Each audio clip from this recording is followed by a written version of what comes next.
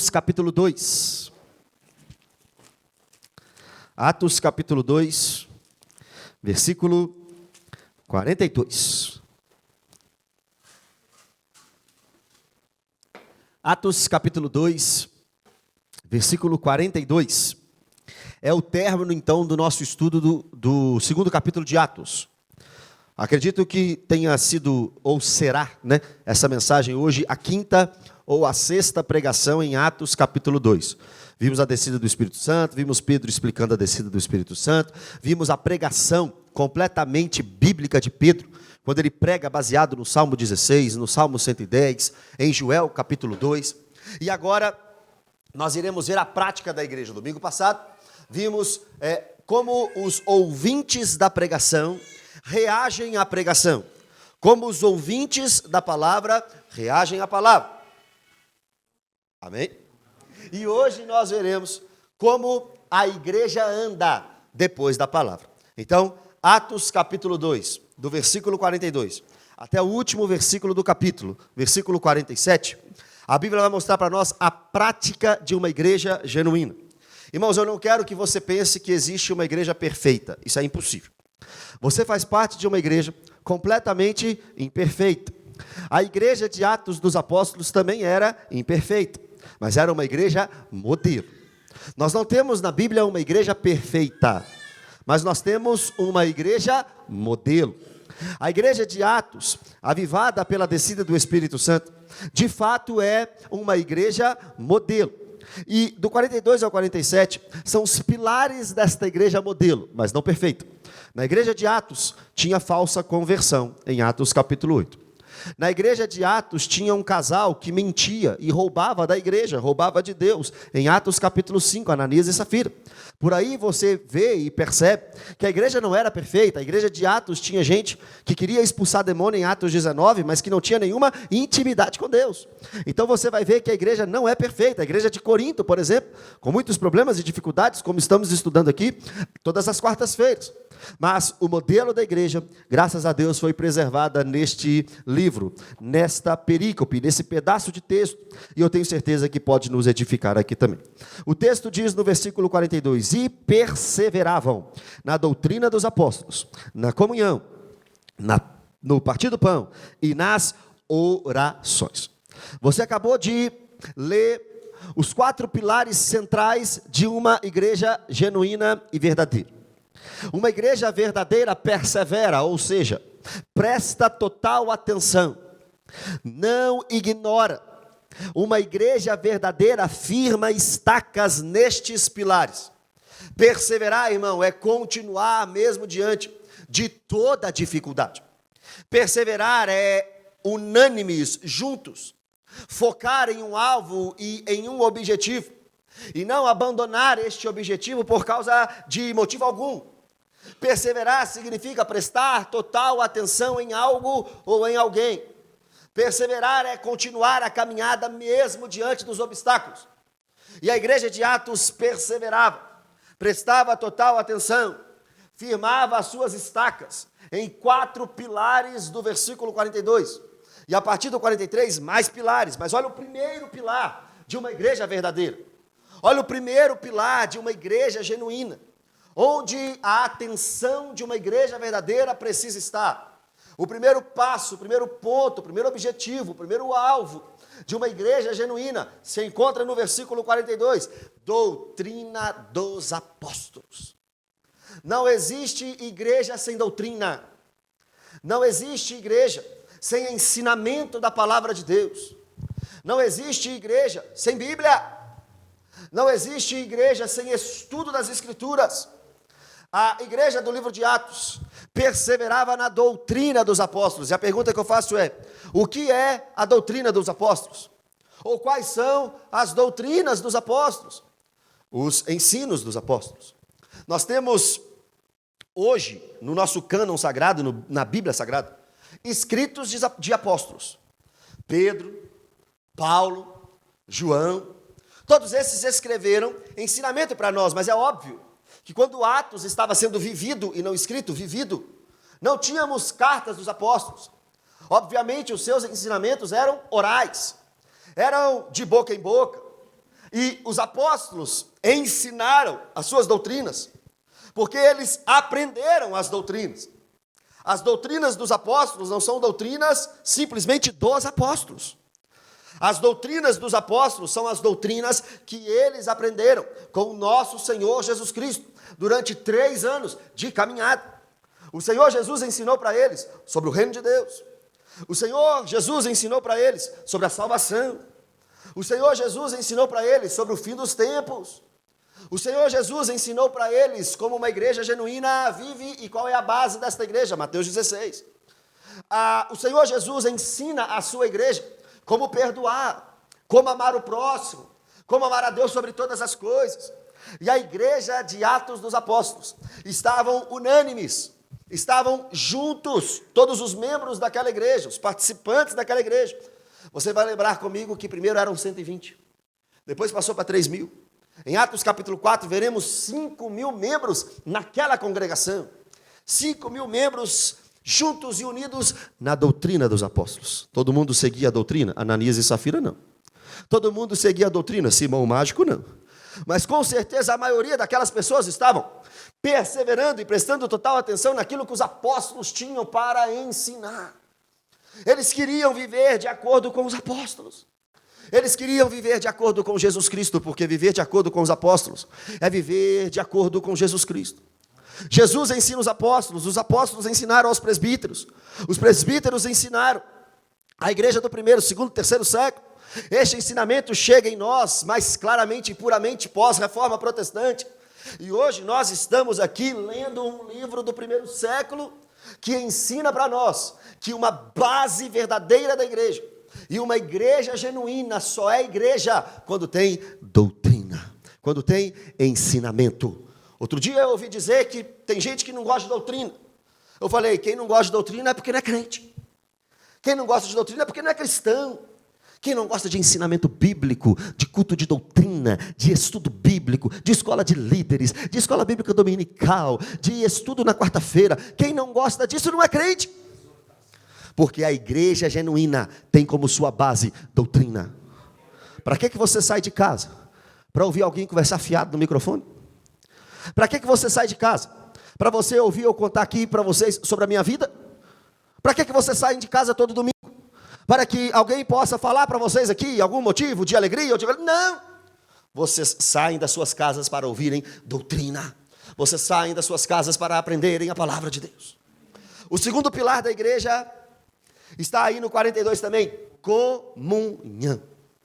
Comunhão significa ter algo em comum. Irmão, eu falo para vocês, nós estamos aqui na Avenida Bandeirantes. Tem gente que mora a 1 quarteirão daqui. Tem gente que mora a 3 quarteirões daqui. Tem gente que mora a 10 quilômetros daqui. Tem gente que mora a 20 quilômetros daqui. Morava, né, Pedro? Tem gente... o Jefferson mora longe daqui. Mas todos nós estamos aqui juntos. Tem gente aqui branca. Tem gente aqui negra. Tem gente aqui rica. Caiu, Samuel. Tem gente aqui rica. Tem gente aqui pobre. Tem gente aqui influente. Tem gente que não é influente. O que é que faz, irmãos? Todos nós estarmos aqui unidos juntos. Aquilo que nos une, aquilo que nos dá comunhão. A fé em Cristo Jesus. É isso que nos dá comunhão. Pessoas novas, pessoas velhas. Pessoas de perto, pessoas de longe. Nós estamos aqui juntos, unidos, irmãos, em um único propósito, e o que nos dá comunhão é a fé em Cristo Jesus. Você pode ser de perto, você pode ser de longe, você pode ser alto, você pode ser baixo, você pode ser gordinho, você pode ser magrinho, você pode ser o que for. Mas tem algo dentro de você, que tem algo dentro de mim também. Tem algo dentro de você, que é aquilo que está em mim também, a fé em Cristo Jesus. E enquanto tivermos isso, nos unindo, nada pode nos separar. Aleluia. O que pode ser maior do que a comunhão? O que pode ser maior do que aquilo que nos une? O que pode ser maior do que aquilo que nos aproxima? Você pode pensar de um jeito uma coisa, eu posso pensar de outro jeito outra coisa, você pode ver a vida de um jeito, eu posso ver a vida de outro jeito, você pode ter princípios que aprendeu de um jeito, eu aprendi princípios de outro jeito, mas tem uma coisa que nos une, a sã doutrina e a fé em Cristo Jesus. O terceiro pilar da igreja está aí, no partir do pão. Partir do pão significa uma vida diária juntos.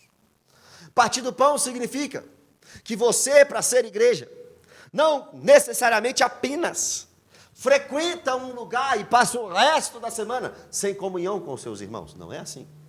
Se você for comigo para o versículo 46, a partir do versículo 46, na parte B, olha o que o texto diz: partiam o pão de casa em casa. Diariamente perseveravam unânimes no templo.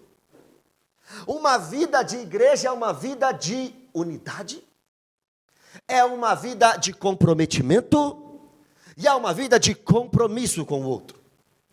Quem está aí do seu lado não é apenas mais um frequentador do mesmo lugar que você. Quem está do seu lado aí hoje, assentado nessa cadeira, é o seu irmão em Cristo. E como irmão em Cristo, você precisa partir o pão com ele. Como irmão em Cristo, você precisa ter comunhão com ele. Como irmão em Cristo, você precisa ligar para ele durante a semana e saber como é que ele está. Você precisa visitá-lo e ele te visitar.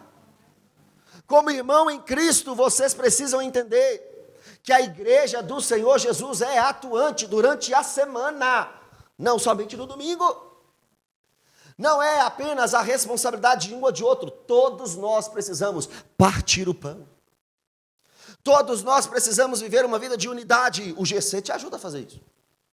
O GC te leva para a casa do irmão. Ou então o GC te faz entrar na casa do irmão.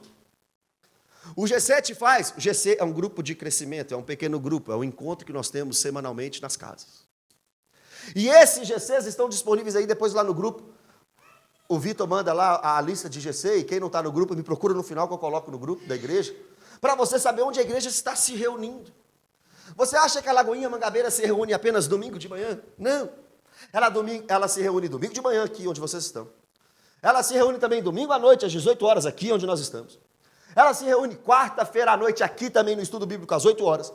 Mas ela se reúne segunda-feira, lá na casa da irmã Esther. Ela se reúne terça-feira online para os homens e terça-feira online para as mulheres. Quinta-feira, a igreja também se reúne lá na casa da nossa irmã Bebete. Sexta-feira, a Lagoinha Mangabeiras também se reúne lá na casa do Jonathan e da Thaís. Sábado, a igreja se reúne aqui no GC de jovens também. Todos os dias da semana, a Lagoinha Mangabeiras está se reunindo. E o texto está dizendo para nós que o partir do pão, uma vida diária juntos, lembrando de Cristo, de seu sacrifício, de sua morte, congregando e tendo comunhão, é um pilar da igreja. Você não tem opção, irmãos, é um pilar da igreja. Isso aí, a doutrina dos apóstolos eu gosto, a doutrina eu gosto. Aquilo que nos une Cristo eu gosto, mas o partir do pão eu não gosto. Não é assim que a gente faz. Isso aqui não é uma peneira, isso aqui não é à la carte, self-service, que você vai pegando só aquilo que você quer. Isso aqui é regra para a nossa vida. E como igreja, temos que amar e preservar a sã doutrina. Mas doutrina sem amor não adianta nada. A igreja de Éfeso tinha muita doutrina, mas abandonou o primeiro amor. Mas a igreja de Tiatira cresceu na fé, no amor e no serviço, mas esqueceu a doutrina, aceitando as heresias de Jezabel. Então, doutrina e amor precisam andar juntos. Agora, o quarto pilar de uma igreja genuína está no final do 42. E nas orações. Não existe uma igreja que se mantém de pé na força do seu braço. Não existe uma igreja que se mantém de pé na eloquência dos seus ministros. Não existe uma igreja que se mantém de pé na sua condição financeira. Pode ser a igreja mais rica deste Brasil. Se não tiver oração, ela tem data para acabar. Pode ser a igreja mais populosa desta nação. Se não tiver oração, essa igreja não continua. A oração, irmão, deve ser uma obrigação sua individual, mas também uma obrigação coletiva. Nós nos reunimos todo domingo às 9 da manhã para orar antes do culto. Nós fazemos esporadicamente tardes de oração nesta igreja. E o último foi uma bênção. Quem estava aqui dia 15 de novembro, na oração antes do estudo bíblico, percebeu que a oração começou, tinha hora para começar, mas não tinha hora para terminar. Um foi orando, o outro foi orando, o outro foi orando, o outro foi buscando, o outro foi pedindo, o outro foi clamando. Ninguém saiu daqui sem oração. Quem ganhou? A igreja. Quem deixou de ganhar? Quem não veio. Porque foi um momento único. Você precisa estar ligado, irmão, em oração, tanto na sua casa individual, fechando a porta, como também, irmãos, uns aos outros, uns pelos outros, uns com os outros, orar sem cessar. Se você não tem uma vida de oração, você vai acabar, você vai cair. Se a igreja não tem uma vida de oração, ela vai acabar, ela vai cair. Tem uma canção antiga que diz: se começarmos a orar, este templo treme. Se começarmos a orar, este templo treme. Elias orou e o sol parou. Josué, não, ao contrário. Elias orou e o fogo desceu. Josué orou e o sol parou. Irmãos, a Bíblia diz: existe uma eficácia, muito pode, existe uma força, existe um poder na oração do justo. Agora, no 43, nós temos mais pilares da vida da igreja. Em cada alma havia temor. Temor significa reverência e respeito por alguém superior. Reverência a um Deus verdadeiro. Isso tem faltado na igreja. Você não veio aqui, irmão, simplesmente assistir um culto, você veio prestar um culto. E quando você vem prestar um culto, você entende que Deus está aqui como se assentado em um alto e sublime trono, e esperando o sacrifício. E o que é o sacrifício? Você é o sacrifício. Você é um sacrifício de louvor. Você é um sacrifício de adoração. Você não vem ao culto, irmão, receber culto da vitória, culto da chave, culto da bênção, culto da prosperidade, não. Culto da renúncia, culto do sacrifício, culto de negar a si mesmo, culto da cruz, culto do altar. É isso que é o culto do Novo Testamento. Você vem com o seu corpo como um sacrifício vivo, santo e agradável a Deus. Qual área da sua vida você não entregou ainda a Ele? Você se entrega neste culto. Senhor, está aqui o meu sacrifício. Sou eu. Senhor, o que eu preciso mudar na minha vida? Com temor e com reverência, eu estou aqui no culto público para te entregar tudo isso. Senhor, o que eu preciso abrir mão para fazer a tua vontade está aqui, está entregue. Você vem como um sacrifício porque você teme a Deus. Você não chega a hora que você quer. Você não canta só o que você quer. Você não fica pescando e panguando na pregação. Você está com temor e com reverência diante da palavra que está sendo exposta e você quer observar e absorver tudo aquilo que a palavra está dizendo. Porque você está com temor e reverência diante de Deus. Você representa esta igreja, Lagoinha Mangabeiras, por onde você passa. Então, com temor a Deus, você não fala o que você quer, você não pensa o que você quer, você não assiste o que você quer, você não canta o que você quer, você não veste o que você quer, você tem um padrão bíblico para seguir, porque você está 24 horas diante de Deus. Aleluia. Irmãos, o pastor e o seu líder não estão 24 horas diante de você, mas os olhos de Deus estão 24 horas. Imagina se você tivesse esse entendimento e esse temor. 24 horas, será que você falaria o que você falou essa semana?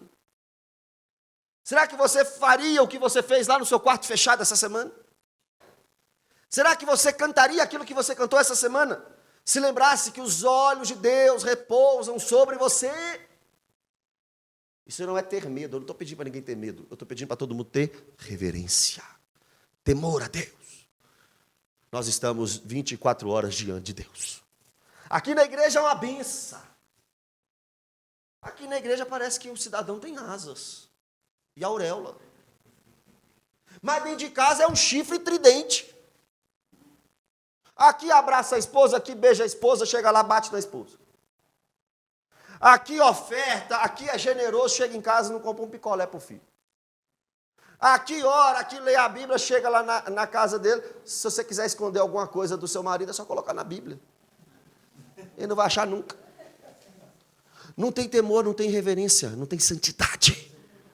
E um cristão genuíno tem temor, tem reverência e tem santidade. Amém. E muitos, 43, e muitos prodígios e sinais eram feitos por intermédio dos apóstolos. Uma igreja que vive genuinamente e verdadeiramente, nesta igreja, os dons são evidenciados. Nem sempre os dons que nós queremos, mas os dons são evidenciados. Neste caso, sinais, prodígios, maravilhas. E podemos orar por sinais, prodígios e maravilhas aqui, glória a Deus por isso, e podemos, e devemos. Na verdade, devemos. Mas um dom também é o dom da contribuição, é o dom do mestre, é o dom do ensino, é o dom do evangelismo. Os dons narrados na Bíblia como realidade na igreja. Irmãos, é maravilhoso ver o que Deus fez no passado. Maravilhoso. É maravilhoso contar o que Deus fez no início da Lagoinha. O que Deus fez lá na Reforma Protestante. O que Deus fez nos Estados Unidos, na Inglaterra. Inglaterra, irmãos, no século XVIII, XIX, era o berço de tudo que era bom no protestantismo. É muito bom olhar para trás e olhar para a Inglaterra. Mas agora, irmãos, nós precisamos olhar para hoje e pedir a Deus, Senhor, faz de novo. Faz de novo, Senhor. Toca o teu povo de novo. Traz quebrantamento para o teu povo de novo. Arrebenta, Pai, com a religiosidade. Arrebenta com a idolatria. Arrebenta com a mentira. E faz de novo. Ó meu Deus, reaviva a tua igreja de novo. Faz a chama arder neste povo, começando em meu coração. Ouvi de um pregador uma vez, eu nunca mais esqueci. Ao invés de procurarmos e buscarmos avivamento, por que é que não buscamos ser avivalistas? Por que não começa em nós? Se você quer a igreja de joelho, vá para o joelho. Se você quer a igreja conhecendo as Escrituras, pesquise e estude as Escrituras. Se você quer a igreja louvando ao Senhor verdadeiramente, louve você verdadeiramente. Se você quer sinais e prodígios na igreja, busque você isso, comece. Se você quer pontualidade, chega na hora. Se você quer reverência, fique com reverência na hora da palavra. Seja você um exemplo para nós. O versículo 44. E o início, não, o 44 e o 45, os dois juntos. Todos os que creram estavam juntos e tinham tudo em comum. Vendiam as suas propriedades e bens, distribuindo o produto entre todos, à medida que alguém tinha necessidade. Então agora, a partir deste domingo, a partir de hoje, nós iremos colocar uma doutrina nessa igreja. Todos vão vender tudo o que tem e vão colocar aqui no altar, na fogueira santa. Amém? Amém? Nada. Tem nada disso aqui. Deixa eu explicar o que estava acontecendo aqui nesse lugar. A igreja de 120 pessoas partiu para 3.120. E agora os visitantes de Jerusalém, lembrando que este texto, essa pregação, isso aqui foi no dia de Pentecostes, na festa de Pentecostes. Muitos israelitas vinham para Jerusalém e agora eles não queriam voltar. Deixaram as suas casas para a festa de Pentecostes e agora não quer voltar para casa porque o mover está muito grande ali dentro. O avivamento está muito grande ali dentro. A igreja está maravilhosa, não quero voltar para casa. Só que 5.000 pessoas, vocês acham que come muito? 5.000? 5.000 crentes. 5.000 crentes. Come ou não come? Come. 5.000 crentes. Bebe água, açúcar e refrigerante muito ou não bebe? Bebe. Precisa morar, precisa dormir. Precisa de recurso. E em um ambiente que a necessidade era grande, o que os irmãos faziam? Eu tenho uma casa. Eu quero doar minha casa porque eu quero abençoar os meus irmãos. Os apóstolos não ficaram com essas casas para ele e não fizeram como os apóstolos, entre aspas, gigantescas de hoje, fazem. Opa, passa para o nome da igreja logo. Não era assim. Opa, está aqui meu carro, ó, passa para o meu nome. Cadê o Dutch? Põe o Dutch, traz o Dutch. Não era assim. Era uma necessidade sendo suprida. Você não precisa vender tudo que tem e dar no altar, em hipótese alguma. Mas você deve contribuir na casa de Deus. E mais, contribuir na vida do irmão. Isso é pilar de uma igreja. Como é que você chega no domingo com todas as suas necessidades supridas, mas o irmão não tem dinheiro para comprar, para pagar uma conta de água. Como é que nós podemos fazer isso? Como é que você pode ter lá na sua despensa tudo completamente cheio, maravilhoso, e o irmão não ter um pacote de arroz? Isso não pode acontecer. Mas ninguém aqui também tem bola de cristal. Se você está passando necessidade e a gente não sabe, nos preocupe. Se você está passando dificuldade na vida e precisa da ajuda da igreja, irmãos, nós temos a obrigação de ajudar. Só que agora perceba, à medida que alguém tinha necessidade, não é esbanjar, é necessidade. Pastor, o senhor pode pagar minha conta de água para mim? Posso. Por quê? Porque eu quero comprar um tênis com dinheiro. Uai, então você tem que tomar vergonha na cara. Pastor, o senhor pode me ajudar esse mês? Por quê? Porque eu comprei muita roupa mês passado e estou sem dinheiro. Uai, mas você tinha que comprar menos roupa. Agora, o que é necessidade? O que é necessidade? A igreja tem a obrigação de ajudar. Não pode congregar alguém aqui que não tem o que comer. Não pode congregar aqui quem não tem o que beber. Não pode congregar aqui alguém e ficar sem o que vestir. Nós temos a obrigação de ajudar, irmãos, mas necessidade. Quando focamos na palavra necessidade, nós já tiramos os oportunistas, os aproveitadores de igreja. Tem gente, irmão, que é igual Provérbios fala. Tem a Dá e a Dadá, são as irmãs, Dá e Dadá. Só pede, só emagrece a igreja de tanto que suga da igreja. É a sanguessuga, Dá e Dadá. Está lá em Provérbios. Esses aí não vão encontrar ajuda aqui, não. Só um parênteses, vocês me permitem? Congregava numa igreja que a gente estava dando cesta básica, doando cesta básica. Quem doou as cestas básicas para nós foi o pastor Lucinho. Não sei quantas toneladas de comida. E nós começamos a doar cestas. Lá na pedreira. Chegou uma irmã perto de mim e falou assim: ô pastor, eu quero a cesta. Falei assim: não, mas a prioridade é para os membros, são para os membros. Quando acabar os membros, a gente dá. Não, mas eu sou membro da igreja. Eu era pastor da igreja. Um pastor da igreja. Um dos, né? Aí ela falou assim: eu sou membro da igreja. Aí eu olhei para ela assim: a senhora é o quê? Senhora, eu sou membro da igreja. Eu falei: senhora, não. Eu nunca vi a senhora aqui, não. Não, é que eu sento lá atrás. Falei: irmã, esse aqui é irmão desse aqui. Só está mentindo. Irmão, onde tem necessidade também tem aproveitadores. Os aproveitadores a gente chuta e sai fora. Mas membro dessa igreja de necessidade, nós vamos ajudar. Nós vamos ajudar. Nem que a gente vire dinheiro, mas a gente vai ter que arrumar um dinheiro. Nem que a gente faça um empréstimo com o Rodrigo. Né, Rodrigo? Peça para nós aí, Rodrigo. 46. Diariamente perseveravam unânimes no templo. Irmãos, ainda o templo de Herodes, aquele templo grande que foi destruído no ano 70, ainda ele estava em pé. Ali era um lugar de religiosidade, onde os homens entregavam seus animais, e muitos acreditavam que até o animal podia cobrir os seus pecados. Mas, na verdade, aqui agora não tem nada a ver com religiosidade. Agora nós estamos na nova aliança.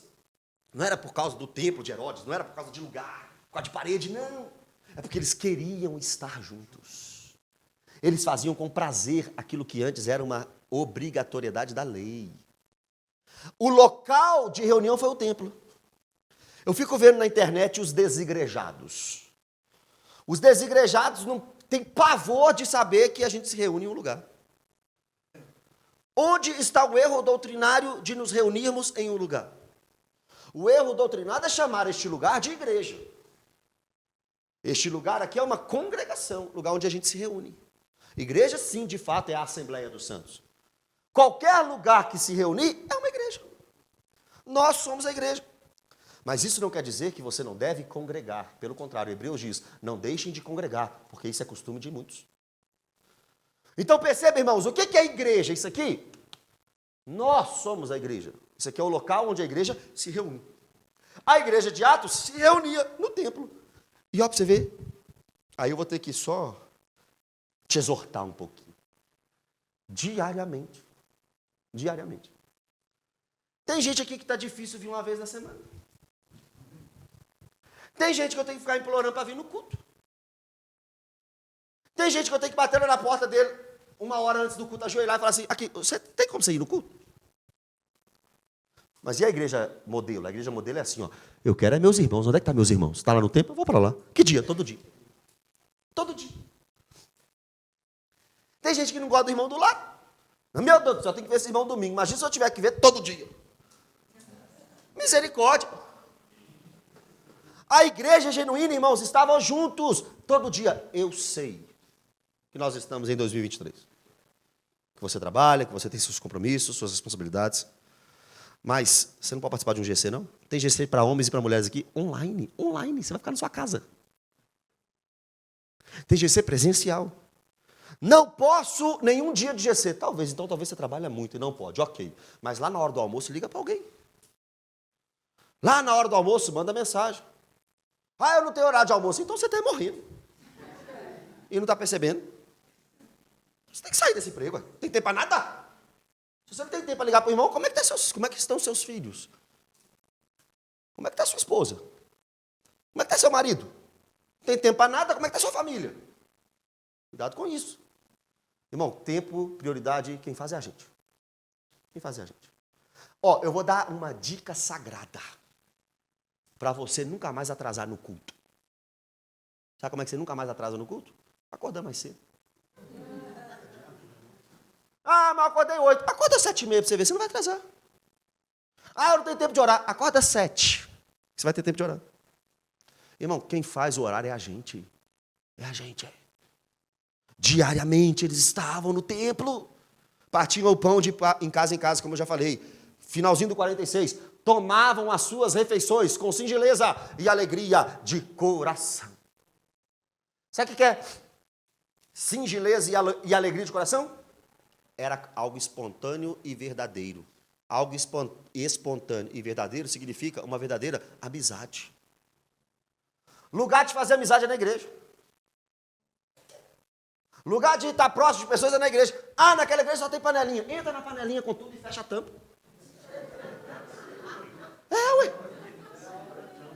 Ah, mas naquela igreja ali ninguém me aceita. Que ninguém te aceita, mas mentira.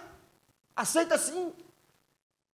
Eu já ouvi gente que não vai em encontro de mulheres, não vai em encontro de homens, não vai em encontro de jovens, não vai no GC, não vai no culto, não vai em nada. Meu irmão, você está subindo da igreja? Ah, eu não tenho espaço naquela igreja. Você não vai. Todos os eventos da igreja são para quê? Para gerar a obra de Deus, obviamente, mas comunhão entre vocês. Café, evangelismo, um lanche da tarde aqui na igreja, café de novos membros. Não vem.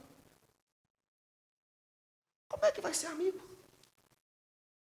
Irmão, deixa eu falar, nós não estamos na quinta série também, não. A quinta série que é assim, nossa, ai, bateu, não, é meu amigo meu. Não, irmão, hoje nós somos adultos. Nós nos relacionamos, nós decidimos relacionar. Não precisa ser melhor amigo, não. Igual, o João e o Jonathan aqui, parece que conhecem há 50 anos. Uniram. Mas nem todo mundo vai ser assim. Mas pelo menos um amigo. Irmão em Cristo. Talvez você não vai ser melhor amigo, irmão, mas também não precisa ser inimigo. Hoje nós estamos nos extremos. Se você é um, você odeia o outro. Se você não pode ser melhor amigo, você também não vai ser nada. Misericórdia, não é assim a igreja. Não é assim a igreja. Aproxime das pessoas, irmãos, com alegria e singeleza de coração. Abre o coração para os outros. Abre o seu coração para as pessoas. Sabe o que o máximo que pode acontecer? O máximo é você se decepcionar, é te trair, é te ferir. É o máximo. Aí se isso acontecer, o que você faz? Eu te perdoo em nome de Jesus. Ah, eu não vou conversar com fulano, porque Beltrano me feriu.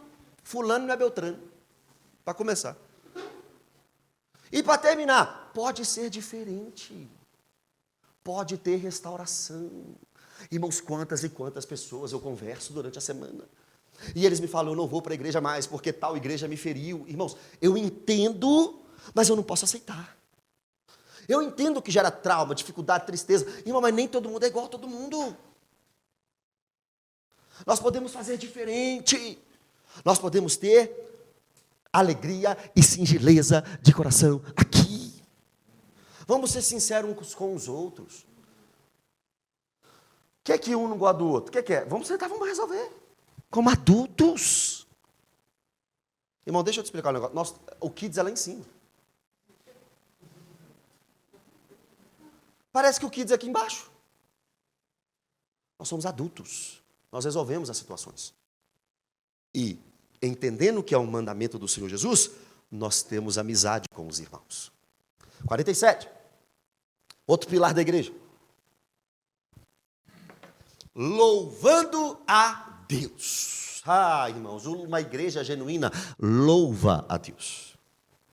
O que é louvor? Elogio.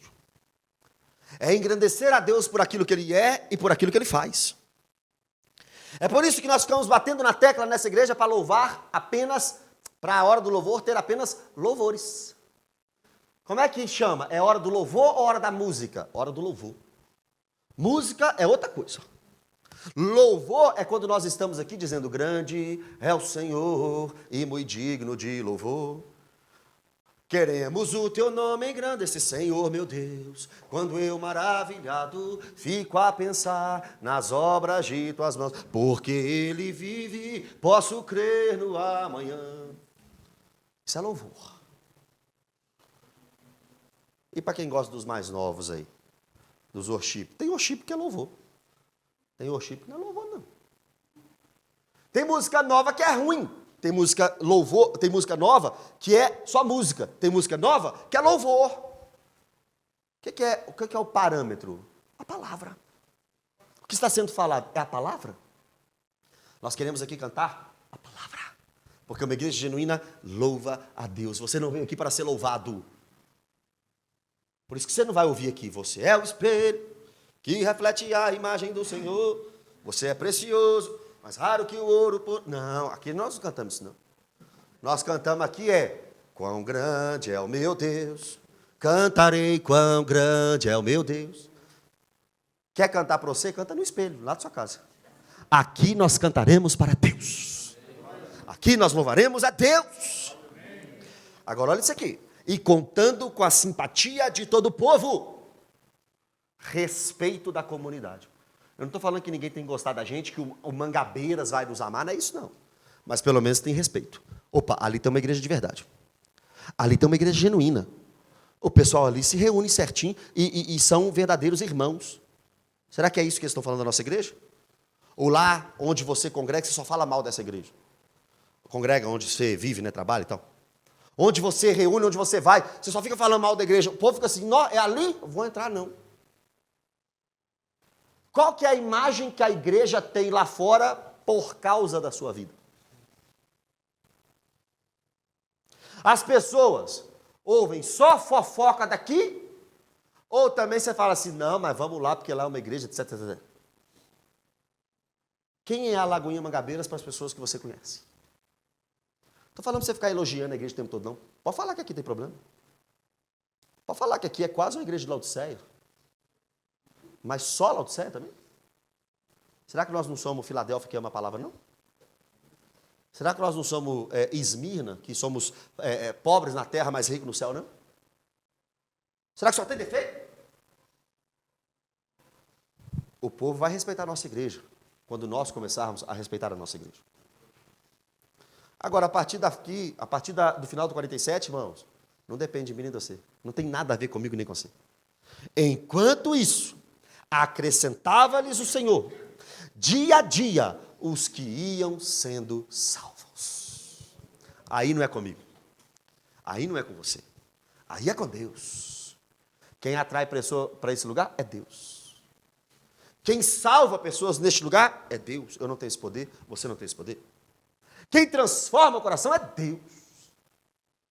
Vai entrar gente aqui, irmão, até o último dia da nossa vida. Muitos vão ficar, muitos vão sair. Muitos vão converter, muitos continuarão mundanos. Eu não tenho domínio sobre isso. Você também não. Nós temos a responsabilidade de vivermos na doutrina, vivemos na comunhão, vivemos no partir do pão, vivemos na oração, vivemos no temor, vivemos nos dons, vivemos na generosidade, vivemos unidos, vivemos em amizade, vivemos em louvor e vivemos nos dando o respeito. Mas salvar pessoas é Deus. Mas transformar caráter é Deus. Tem gente que vira para mim: pastor, muda fulano. Como? Como é que eu vou mudar fulano? Pastor, muda Beltrano. Como é que eu vou fazer isso? Eu só posso pregar para ele. E o Senhor vai acrescentando, dia a dia, os que iam sendo salvos. A igreja tem que crescer. Uma igreja genuína cresce, avança. E não é só número que eu estou falando. Estou falando em todas as áreas. Uma igreja avança, porque Deus é o dono da igreja. E é Ele que chama pecadores ao arrependimento. Amém, meus irmãos. A pregação de Atos, ela termina na prática. E a partir de hoje nós temos uma responsabilidade. Praticarmos tudo isso aqui. Vivermos isso aqui na íntegra. Se quisermos ser uma igreja modelo. Amém? Que fique para a sua meditação essa semana inteira. Quais pontos aqui eu tenho obedecido, quais pontos eu não tenho. E aí domingo que vem você vai voltar. Pastor, pelo amor de Deus, eu quero ser igreja. Pelo amor de Deus, eu quero ser igreja. Esse é o desejo do nosso coração. Fique em pé no seu lugar, vamos orar.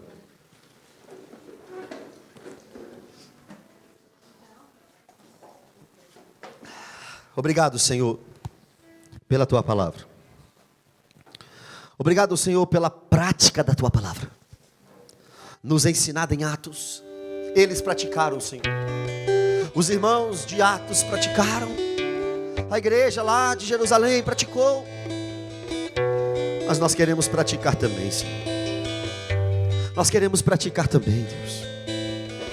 Obrigado, Pai, por aquilo que estamos acertando. Muita coisa estamos acertando. Em muitos pontos estamos acertando. E te agradecemos por isso. Mas tem ponto que a gente está falhando. Então eu peço ao Senhor, Pai, nos corrige nessa manhã. A começar de mim. A começar de cada um dos meus irmãos. Um por um, Deus, um por um. Que a gente mude, que a gente melhore, Pai. Para que de fato a Lagoinha Mangabeira seja uma igreja que agrade o Teu coração. Não aos homens, mas ao Teu coração. Nos ajude a entender tudo aquilo que foi falado aqui nessa manhã, Pai. E nos ajude a colocar em prática. É o que te pedimos, Deus, em nome de Jesus.